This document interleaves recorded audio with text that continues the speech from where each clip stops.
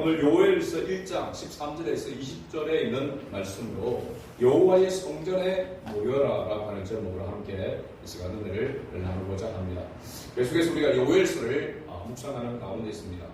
지난 주일에 우리가 회복을 위한 경고라고 하는 제목으로 하나님의 말씀을 나누었습니다.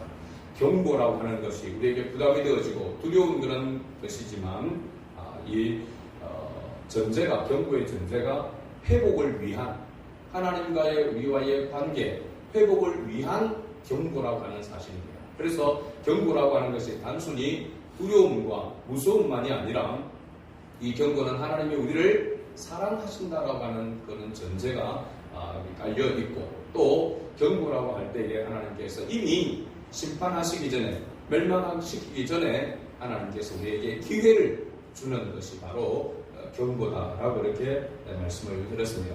왜 하나님께서 유다 백성에게 하나님께서 이 경고의 메시지를 요엘 선지자를 통해서 하셨는가, 그 이유에 대해서 우리가 지난주 잠깐 살펴보았는데, 하나님의 경고는 하나님의 백성인 유다 백성이 하나님의 말씀에 귀를 기울이지 아니하였기 때문이다 라고 이렇게 말하고 있습니다. 하나님의 말씀에 귀를 기울이지 아니하니까 어린아이부터 또 어른들까지 하나님의 말씀에 귀를 기울이지 않으니까 하나님과의 관계가 단절되게 되고, 그러니까 하나님의 백성으로서의 모습을 가지지 못하니까 하나님은 그 백성들을 향하여서 징계할 수밖에 없다. 경고의 그런 메시지를 하나님께서 하실 수밖에 없는 그런 상황이 있다라고 하는 것을 말해주고 있습니다. 좀 더 구체적으로 보면 하나님의 백성들이 하나님의 말씀을 듣지 아니하고 하나님 말씀에 귀를 기울이지 아니하였기 때문도 있지만, 하나님의 말씀을 듣고 그 말씀을 자녀들에게 가르치지 아니했기 때문이다 라고 그렇게 말하고 있습니다. 그래서 우리 3절 말씀, 1장 3절 말씀에 보면은 하나님의 말씀을 듣고 그 말씀을 자기 자녀들에게, 또 그 자녀들은 후세 자녀들에게 하나님의 말씀을 가르쳐야 하는 이 사명이 있음에도 불구하고 이 말씀대로 이스라엘 유다 백성들이 순종하지 않았다는 것입니다.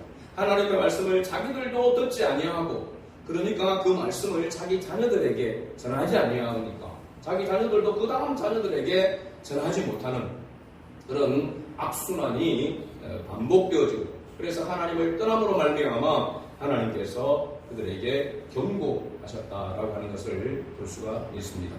그리고 그 경고의 결과가 어떻게 나타날 것인가, 하나님의 징계, 그리고 저주가 그들에게 임하게 될 것이라고 이렇게 말씀하고 있는데, 하나님께서 징계를 내리실 때에는 먼저 하나님의 백성 사람에게 바로 직접적으로 징계하시기보다는 하나님께서 곡식과 식물, 가축들에게 먼저 하나님께서 그들을 통하여서 경고의 메시지를 보내신다라고 하는 것을 우리가 봅니다. 곡식과 식물, 가축을 통하여서 하나님께서 징계하시는 것을 보면은 그 징계가 곧 사람에게, 인간에게 징계가 오는 것이다 라고 하는 것을 우리가 알아야 된다는 사실입니다. 지금도 역시 마찬가지입니다.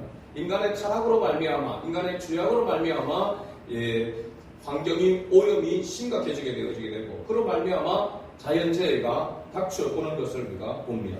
대기 오염, 또 지구 온난화라고 하는 이상기후 현상, 이런 것들도 그 따지고 보면은, 그 근원을 살펴보면은 인간의 죄악으로 말미암아 오는 그러한 재해다라고 하는 것을 알 수 있습니다. 그러니까 세상에 일어나는 이 모든 일들이 그냥 우리 눈으로 보여지는 것으로이 아니라 그 근본적인 원인을 보게 되어지면은 이 모든 일들이 영적인 것과 연결되어져 있다라고 하는 것을 우리가 알게 됩니다.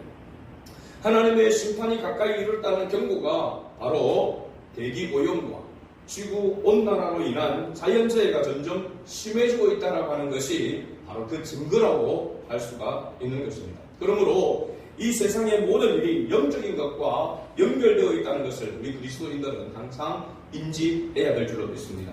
하나님께서 회복을 위한 경고를 하셨다고 했습니다. 그리고 그 경고는 우리에게 기회를 주시는 하나님의 사랑이 담겨진 것이라고 했습니다. 오늘 본문을 보면은 하나님께서 이 하나님의 경고에 앞서서 대안을 제시하는 것을 봅니다.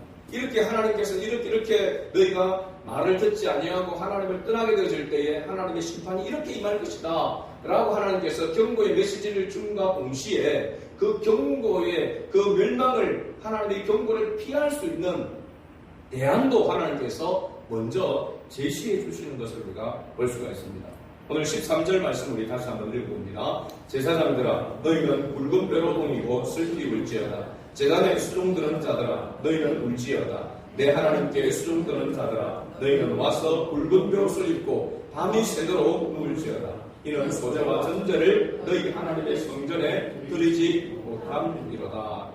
앞서 하나님께서 메뚜기의 재앙을 통하여서 그 재앙이 연속적으로 계속해서 일어나게 될 것이다. 반복적으로 일어나게 될 것이다 라고 하는 이 경고 하나도 남김없이 싸그리 하나님께서 완전히 멸망을 시키는 그러한 모습으로서의 경고의 메시지를 주었는데 그런 멸망을 당하기 전에 그 멸망을 피할 수 있는 방법이 무엇인가 라고 하는 것을 23절에서 말하고 있습니다. 유다 땅에서 일어날 재앙인데 왜 하나님은 먼저 제사장들에게 대안을 말씀하시는 걸까요? 오늘 말씀에 보면은 우리가 13절에 제사장들아 라고 이렇게 이야기하고 있습니다. 그리고 제단에 수종드는 자들아 라고 이렇게 이야기합니다. 지금 밖에 세상에 땅에 환란이 일어나게 되어지고 그 기근이 일어나게 되어지고 그 저주와 징계가 일어나게 되는데 그 가운데에서의 그것을 피할 수 있는 길이 바로 가장 먼저 제사장들이라 라고 이렇게 말하고 있고 제단에서 수종드는 자들이라 라고 그렇게 말하고 있습니다. 여기 제사장들은 우리가 1장 2절에서 살펴보았듯이 늙은 자들 기억납니까? 단순히 나이가 많아서 늙은 자들이 아니라 지도자들이라고 이야기했습니다. 보면은 여기 제사장들이라고 이렇게 이야기하고 있는데 바로 이 늙은 자들을 말하고 있는 상징적으로 비유하고 있는 그런 모습이라고 할 수 있습니다. 그래서 이 제사장들은 나아가서 오늘날로 이렇게 보게 되는 이 제사장들은 누구일까요? 제사장들 목회자들이라고 할 수 있습니다. 목회자. 그러면 목회자들만 제사장이냐? 아닙니다. 우리 기독교 개신교의 개혁주의는 만인 제사장입니다. 제사장은 역할이 뭡니까? 하나님과 사람 사이에 중보의 역할을 하는 것이죠. 그래서 허물과 죄를 용서함을 받을 수 있는 죄물을 드리면서 제사를 집행하는 사람이 제사장들이잖아요. 그러면 하나님과 우리 사이에 제사장 역할을 하는 분이 누굽니까? 예수 그리스도밖에 없습니다. 대제사장이신 예수 그리스도를 말하고 있습니다. 그럼 예수 그리스도를 믿는 우리도 또한 뭡니까?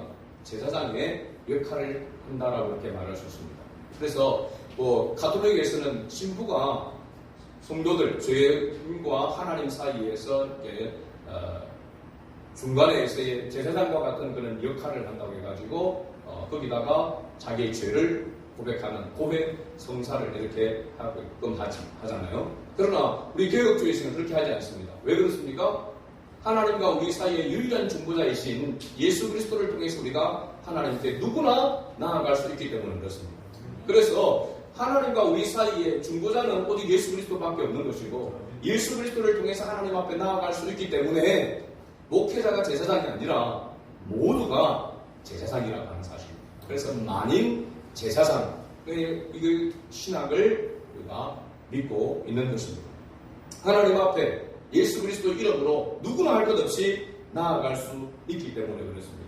그러다고 본다면 구약 시대에서는 백성들과 하나님과의 관계 가운데서의 제사를 드림으로 인해서 그 제사 제도를 통해서 죄의 용서함을 받을 수 있는 그러한 은혜를 하나님께서 베풀어 주셨기 때문에 그 제사의 역할을 담당하는 사람이 바로 제사장들이었다는 사실입니다. 그래서 먼저 제사장들에게 대하여서 하나님께서 말하고 있습니다. 너희는 울지어다 라고 슬피 울지어다 라고 이렇게 말하고 있는 것이죠. 그건 뭐냐면 먼저 이 세상에서 일어나는 사람들의 죄악으로 말미암아 하나님의 백성들의 죄악으로 말미암아 일어나는 그 재앙에 있어서의 그 재앙을 피할 수 있는 그 부분이 바로 제사장들인데 그 제사장들에게 가장 먼저 책임이 있다라고 하는 것을 말해주고 있습니다. 하나님과의 관계 가운데서 역할이기 때문에 그렇습니다. 그러면 이 세상에 지금 우리나라에서 세계에서 일어나는 모든 그런 재앙에 앞으로 심판에 대한 그런 부분에 있어서의 책임이 누구에게 있느냐? 목회자와 여러분들에게 있다는 사실입니다. 우리 믿는 그리스도인들에게 있다는 사실입니다. 세상 사람들이 범죄하고 세상 사람들이 잘못하여서 그런 대기 오염과 또 지구온난화로 인해서 이상기후 현상들이 일어나면서 나타나는 그런 재해들, 그런 재난, 그런 재앙들의 원인이 있어서 하나님께서 책임을 누구에게 하나님께서 대안을 말씀하고 있느냐? 바로 우리 그리스도인에 대해서 말하고 있다는 사실입니다. 대표적으로는 목회자라고 이야기할 수 있습니다. 왜? 하나님의 말씀을 맡은 자이기 때문에 그렇습니다. 하나님의 말씀에 귀를 기울이고 그 하나님의 말씀을 하나님의 말씀으로 바로 증거해야 하는 책임이 목회자에게 있기 때문에 그렇습니다. 여러분도 마찬가지입니다. 여러분은 세상을 향하여서 주의 복음을 증거할 수 있는 책임을 하나님께로부터 받은 것입니다. 목회자는 교회 안에서라고 이야기할 수 있지만 여러분들은 세상을 향하여서 나아가서 복음을 전해야 될 그 사명을 가지고 있기 때문에 목회자나 성도나 할 것 없이 모든 그리스도인들은 바로 이 영적인 책임을 하나님께로부터 받은 자라고 하는 사실입니다. 왜 그렇습니까? 우리가 먼저 사랑을 입었기 때문에 그렇습니다. 우리가 하나님의 사랑을 입어 하나님의 자녀가 되어졌고 그래서 이 사랑을 증거할 수 있는 그런 일에 쓰임받을 수 있는 그러한 하나님의 사람으로 우리가 선택함을 받았기 때문에 그 선택에 있어서 책임과 의무 또한 함께 주어졌다고 하는 사실입니다. 그래서 교회 안에서의 모든 일 가운데에서 책임이 대표적으로는 목회자한테 있지만은 교회의 모든 일에 대한 책임은 모든 성도들이 다 같이 가지고 있는 것입니다. 어린아이부터 어른들까지 새로 나오는 초신자부터 시작해서 직분자들까지 누구나 할 것 없이 주님의 몸된 교회를 세워가는 일에 있어서 영적인 이 일의 책임은 누구에게 있느냐? 우리 모두에게 있다는 사실입니다. 왜? 우리가 예수 그리스도를 머리로 두고 각 지체가 되어서 서로 연결되어져 있기 때문에. 그래서 주님의 몸을 세우는 것 아닙니까? 교회 아닙니까? 그렇기 때문에 그 교회의 지체가 된 우리 모두에게 다 책임이 있음을 말해주고 있는 것입니다. 그 가운데서 가장 대표적으로 먼저 책임을 갖고 있는 자가 바로 목회자라고 말할 수 있는 것입니다. 그래서 목회자에게 그만큼의 책임이 큰 것입니다. 말씀을 맡은 자이기 때문에. 목회자를 위해서 우리가 기도해야 될 그런 이유도 바로 여기에 있는 것입니다. 목회자를 존경하고 목회자를 떠받들고 하라고 하는 것이 아니라 말씀을 바르게 깨닫고 말씀을 바르게 증거할 수 있도록 그리고 그 말씀에 모두가 함께 순종할 수 있도록 은혜를 베풀어 달라고 하는 그 기도가 우리 모든 어린아이부터 어른들까지 모든 우리 성도들이 해야 할 기도 제목의 첫 번째라고 말할 수가 있는 것입니다. 오늘 하나님은 이스라엘 백성들, 유다 백성들의 그 죄악으로 말미암아 멸망의 기로에 서 있는 가운데서의 가장 먼저 그 책임을 제사장들에게 이야기하면서 너희는 슬퍼하며 울어야 한다라고 이렇게 말하고 있습니다. 슬피 울지어다. 여기 슬피 운다라고 하는 것은 아이고 이 멸망하게 되었으니까 곡을 하는 그런 단순한 슬피 운이 아닙니다. 이건 바로 회개를 말하고 있는 것입니다. 회개의 눈물이죠. 회개의 눈물. 회개의 눈물. 우리가 하나님 앞에서 우리의 죄악을 깨닫게 되어질 때에 나타나는 반응이 바로 뭐냐면 그 죄에 대해서 깨닫게 되어질 때에 죄에 대한 고백을 하게 되는 것입니다. 하나님의 말씀에 비추어보니까 내가 죄인이네요. 내가 죄를 지었네요. 그 죄를 고백함과 동시에 나오는 것이 바로 뭐냐면 눈물이 함께 나온다라고 하는 사실입니다. 무엇이 잘못되었는지를 깨닫게 될 때 자연스럽게 나오는 것이 회개의 눈물입니다. 그냥 억지로 눈물을 짜내는 것이 아니라 하나님의 집을 대표하는 자와 하나님의 집의 지체자들인 우리 모두가 하나님과의 관계를 돌아보면서 회개의 눈물을 흘려야 한다는 사실입니다. 그러고 보면 하나님께서 하나님의 택한 백성을 고문하는 것 가운데서 하나님은 하나님의 사람들을 하나님이 먼저 부른 선택한 사람들을 통하여 이 일을 이루어가신다 하나님께서 기뻐하신다는 것을 알 수 있습니다.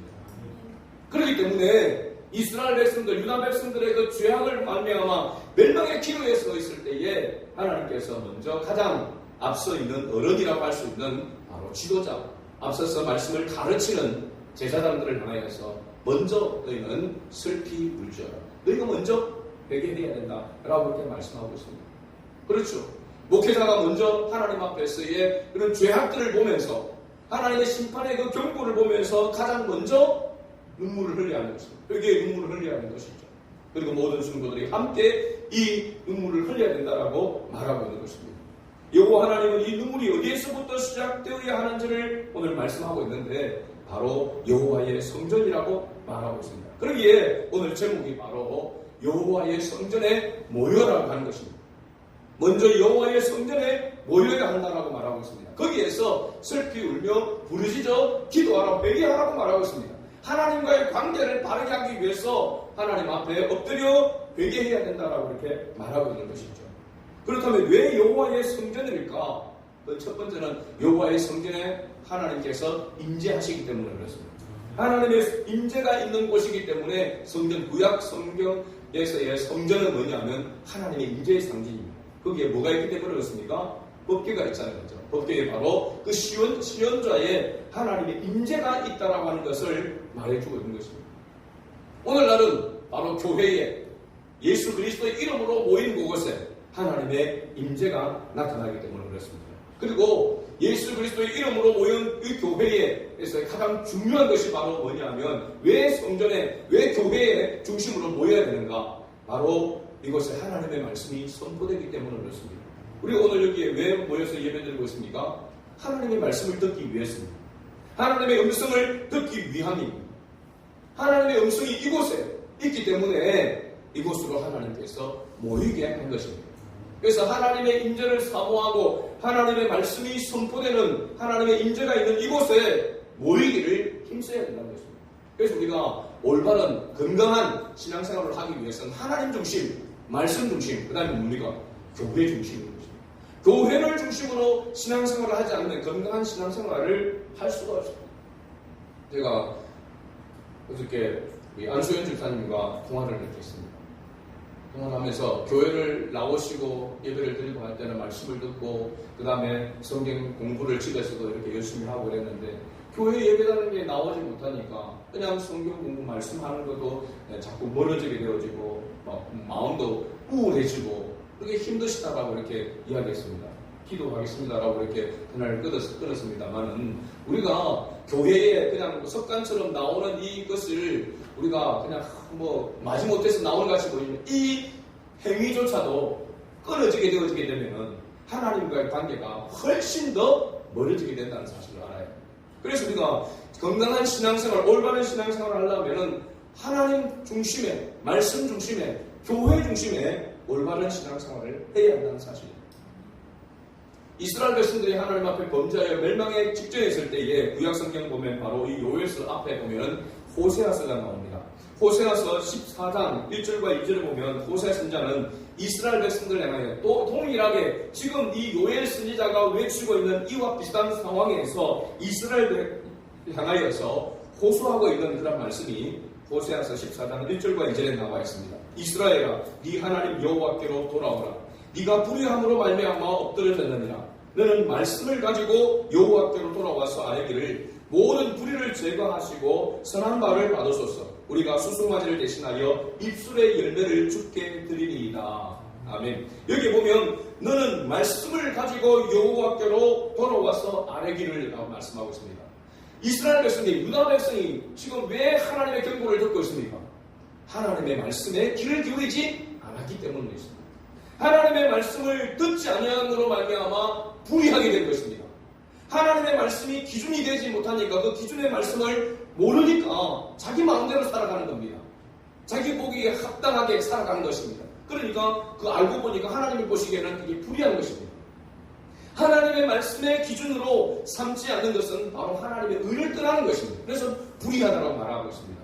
그러면 하나님께로 다시 돌아오려게 하면 무엇을 붙들어야 되느냐? 하나님의 말씀을 가지고 너는 말씀을 가지고 여호와께로 돌아와서 아뢰기를 모든 불의를 제거하시고 할렐루야. 우리가 하나님의 말씀 앞에 그렇게 나와야 되기 때문에 교회에 모이기를 힘써야 되는 이유가 예배에 그렇게 힘써야 되는 이유가 바로 여기에 있는 것입니다. 뭐 하기 위해서? 말씀을 듣기 위해서.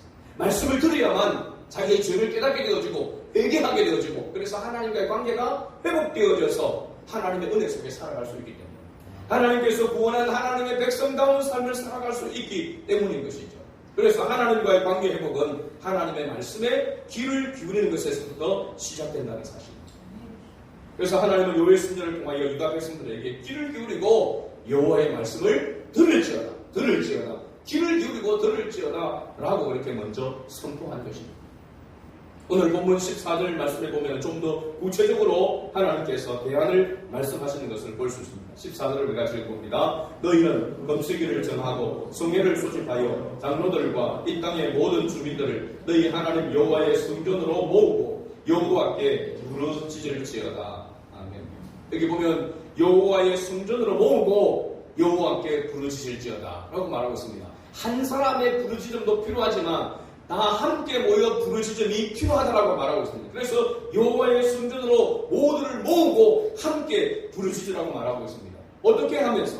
지금 상황은 심각한 상황 가운데 있기 때문에 하나님의 진노가 지금 임박한 상황 가운데 있기 때문에 뭐라고 말하고 있냐면 너희는 금식일을 정하고 성회를 먼저 소집하라라고 이렇게 말하고 있습니다. 금식일을 정하라. 우리가 금식에 대한 이런 부분을 예수님께서 신약성경에서 말씀하신 것을 봅니다. 금식에 대한 예수님의 태도, 모습이 어떻게 해야 되는가? 마태복음 6장 16절에서 18절을 말씀하면 금식할 때 너희는 외식하는 자들과 같이 슬픈 기색을 보이지 말라. 그들은 금식하는 것을 사람에게 보이려고 얼굴을 흉하게 하느냐. 내가 진실로 너희에게 이르노니 그들은 자기 상을 이미 받았느냐. 이 사람들은 그 당시 제사장들을 말하고 있고 서기관과 바리새인들을 말하고 있습니다. 너는 금식할 때에 머리에 기름을 바르고 얼굴을 씻으라. 이런 금식하는 자로 사람에게 보이지 않고 오직 은밀한 중에 계신 네 아버지께 보이게 하려 함이라. 은밀한 중에 보시는 네 아버지께서 갚으시리라. 금식하는 태도 자세는 주님을 바라보고 금식하는 것이지 사람을 의식해서 금식하는 것이 되어서는 안 된다는 말입니다. 금식하는 것을 또 자랑으로 여기서는 안 된다는 것을 말하고 있습니다. 자기의 의를 위해서 하는 것이 아니라 하나님 앞에서 주님을 바라보면서 해야 한다라고 하는 것을 말하고 있습니다.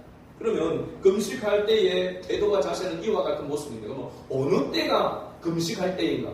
어느 때에 금식일을 정하고 금식할 때인가? 라고 하는 것을 마태복음 9장 14절과 15절에 예수님께서 제자들에게 이렇게 말씀하셨습니다. 그때에 요한의 제자들이 예수께 나와 이르되 우리와 바리새인들은 금식하는데 어찌하여 당신의 제자들은 금식하지 아니하니까?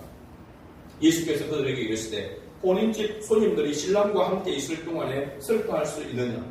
그러나 신랑을 빼앗길 날이 이르리니 그때에는 금식할 것이니라.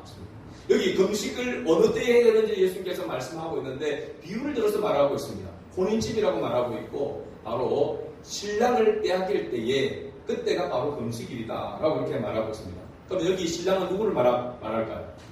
예수님을 말하고 있는 것입니다. 그렇죠? 예수님, 신랑이신 예수님을 빼앗긴다라고 하는 말은 뭐냐면 예수님이 나와 함께함을 내가 느끼지 못할 때, 내가 하나님의 자녀인데 불구하고 하나님의 은혜로 말미암아 구원받은 하나님의 자녀임에는 틀림없는데도 불구하고 그 주님이 나의 구원자이신 예수님이 나와 함께하고 있다는 것을 내가 느끼지 못할 때예요. 여러분 그럴 때가 종종 있지 않습니까? 지금 진짜 주님이 나와 함께하고 있는지, 예수님이 먼 하늘 저 위에만 계시고 하나님이 하늘 위에만 계시고 지금 나와는 함께하고 있지 않는 것 같은 그런 공황, 그래서 무기력함, 그래서 나약함 가운데서 실망하고 낙심하고 있는 그 모습이 바로 신랑을 빼앗긴 모습과 같은 상황입니다. 오늘 저와 여러분들 한 사람도 예외 없이 여기에 해당되고 있는 것입니다. 저는 이 말씀을 준비하면서 내가 언제 금식을 했던가 라고 하는 것을 돌아봤습니다. 요즘은 한 끼 금식하는 것도 한 끼야 굶을 수도 있는 것이니까 그러다 치더라도 한 2끼만 정도 지나면은 그냥 당이 떨어지고 몸이 그냥 힘이 쭉쭉 빠지는 그런 모습입니다. 그래서 금식은 젊을 때 하는 거지 나이 들면은 하면 안 된다 라고 하는 것으로 위로를 받고 금식을 안 했습니다. 이전에는 신학교를 다니기 전에도 은혜 받고 난 다음에 받고 3일 금식 기도를 이렇게 자주 했던 그런 기억이 있습니다. 적어도 전도사 때 또 부교육자 신학교를 다닐 때 부교육자로 있을 때는 적어도 1년에 한 번 정도는 3일 금식 기도를 이렇게 했던 기억이 있습니다. 금식 기도는 내가 하나님과의 관계 가운데에서 나약해졌다라고 하는 것이 느껴지게 될 때에 하나님과 주님과의 거리감이 느껴지게 될 때에 그때가 금식할 때다라고 하는 것을 봅니다. 우리가 지금은 뭐 먹을 것이 없어서 금식하는 것이 아니죠. 굶는 것이. 오히려 보면은 우리 신앙의 선배들, 우리 지금 부모님 세대들을 보면은 그때에 먹을 것이 없고 먹을 것이 귀한데도 불구하고 금식을 자주 했던 그런 모습을 봅니다. 지금은 살을 빼기 위해서, 다이어트하기 위해서 금식을 하는 그런 목적을 하는 그런 건 있을까? 정말 주님을 생각하면서 하나님과의 관계를 바르게 하기 위해서, 회개하기 위해서, 자신을 쳐서 복종시키기 위해서. 그 금식은 사실은 자랑이 아닙니다. 금식하는 것은 자랑이 아닙니다. 하나님과의 관계 가운데서 내가 멀어져 있다, 연약한 가운데 있다라고 하는 것을 고백하는 것입니다. 부끄러운 것이죠. 신랑과 함께 있을 때는, 잔치집에서 신랑과 함께 있었을 때는 금식이 필요 없다고 했습니다. 금식을 한다라고 하는 것은 주님과의 관계가 소원해졌다라고 하는 것이고 뭔가 주님과의 관계가 더 친밀하지 못하기 때문이다라고 하는 모습입니다. 그러나 그럼에도 불구하고 그런 모습이 우리에게 있음에도 불구하고 금식을 하지 않는 오늘날 우리의 모습을 하나님 앞에서 보는 것입니다. 육신의 정욕과 안목의 정욕과 이생의 자랑으로 우리의 육은 비만해졌는데도 불구하고 영적으로는 너무나도 나약하고 너무나도 연약하고 정말 때만 앙상하게 남은 것처럼 그렇게 보여짐에도 불구하고 주님 앞에 우리 자신을 쳐서 복종시키기 위해서 그 금식의 자리로 나아가지 않는 우리의 모습을 보는 것입니다. 저는 이 말씀을 준비하면서 그런 생각했습니다. 이 8월이 가기 전에 여름에 금식한다는 것은 사실 힘든 일이지만 그러나 우리 신앙의 선배들은 이 8월 달에 개인의 경건과 신앙을 위해서 기도문을 찾고 그래서 그렇게 금식을 하면서 부르짖었던 그런 부분들이 분명하게 있었습니다. 또 오늘날은 그런 부분들이 너무나도 귀할 정도로 사라졌습니다. 죄악이도 관영함에도 불구하고 주님과는 멀어졌음에도 불구하고 주님과 함께 동행하는 삶을 살아가는 것을 맛보지 못하고 살아감에도 불구하고 신랑을 빼앗긴 같은 그런 모습 속에 있음에도 불구하고 주님을 찾지 아니하는 주님 앞에 자신을 쳐서 복종시키는 금식을 하지 않는 그런 우리의 모습을 발견하게 되는 것입니다. 그래서 이 8월에 가기 전에 꼭 한 번은 금식을 해야 되겠다고 이렇게 생각합니다. 제가 여러분에게 말하지 않고 하는 것이 맞는 건데 왜 이야기를 하느냐? 그래 안 하면 또 안 할 것 같았어요. 또 자기 합리화를 하면서 날씨가 더우니까 힘이 없어서 이런 핑계를 대서 또 안 할까 싶어서 여러분들도 이 8월이 가기 전에 우리 9월부터 새롭게 후반기가 시작된다라고 이렇게 볼 때에 8월 가기 전에 하루라도 우리 학생들은 한 끼라도 그냥 굶는 것이 아니라 주님을 생각하면서 금식할 수 있는 막 그렇게 안 된다 한다면 그럼 금식이라도 한 끼라도 할 수 있는 하루라도 할 수 있는 그런 은혜가 있기를 바라는 것입니다. 오늘 말씀을 함께 맺습니다. 결단하고 힘써야 될 것들 3가지 정도를 여러분에게 다시 요약합니다. 첫째, 주님의 몸된 교회에 모이기를 힘써야 합니다. 그 이유는 바로 이 모임을 통해서 예배를 통하여서 우리가 하나님과의 관계를 회복할 수 있고 하나님의 말씀을 들을 수 있기 때문에 그렇습니다. 우리 모두가 예배의 순종자가 되어야 될 줄로 믿습니다. 두 번째는 하나님의 말씀에 더 귀를 기울여야 합니다. 성경 구절 암송을 하라고 하면 해야 합니다. 여러분. 온 가족이 함께 암송해야 합니다. 여러분 이 작은 것에도 순종하지 않으면서 여러분 뭘 순종하겠다고 이야기합니까? 뭘 은혜를 받았다라고 이야기합니까? 은혜 받은 증거가 뭡니까? 여러분 교회 말씀을 듣고 가는 이유가 뭡니까? 여러분 작은 것 하나하나부터 순종하는 모습이 필요한 줄로 믿습니다. 여기에서부터 시작을 할 수 있어야 합니다. 세 번째는 이 8월에 가기 전에 단 하루라도 한 끼라도 금식하며 주님을 생각하면서 다시 주님 앞에 세워간다면 우리가 비록 숫자가 많지 않지만 하나님께서 다시 한번 큰 은혜 위에 은혜를 부어주시리라 확신합니다. 우리의 작은 몸부림이라도 우리가 하나님 앞에 치는 그 모습 때문에 하나님이 은혜를 주실 줄을 믿고 긍휼을 베풀어 주실 줄 믿고 작은 문무림이라도 치는 그런 은혜가 있기를 바랍니다. 주님의 은혜를 사모하고 결단하며 나아가는 그런 저와 여러분 될 수 있기를 주의 이름으로 축복합니다. 아멘.